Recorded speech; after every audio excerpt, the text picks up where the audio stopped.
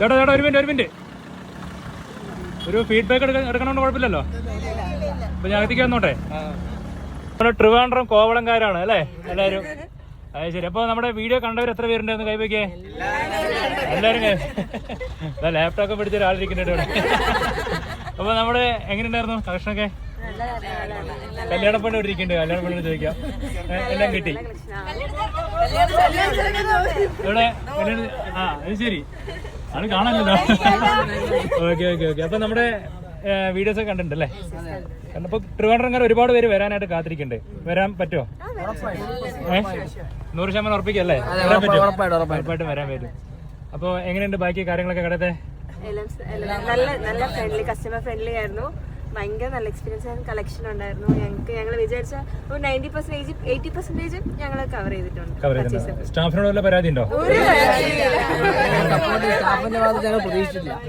എല്ലാം ഓക്കെയാണ് അല്ലേ? നീതു മനോജ്.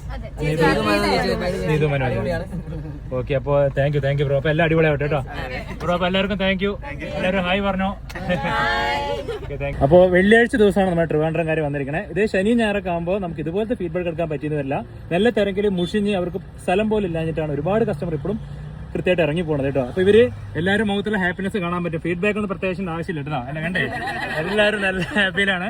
അപ്പൊ ഇതുപോലെ നിങ്ങളെ ഹാപ്പിയാക്കി വിടാനാണ് നമുക്ക് എപ്പോഴും ആഗ്രഹം. അപ്പൊ ശനി ഞായർ ദിവസങ്ങളിൽ വരണ്ടെന്ന് പറഞ്ഞില്ല. പരമാവധി തിരക്കും കാര്യങ്ങളൊക്കെ ഒന്ന് അഡ്ജസ്റ്റ് ചെയ്യാം. ഓക്കെ. അപ്പൊ താങ്ക് യു.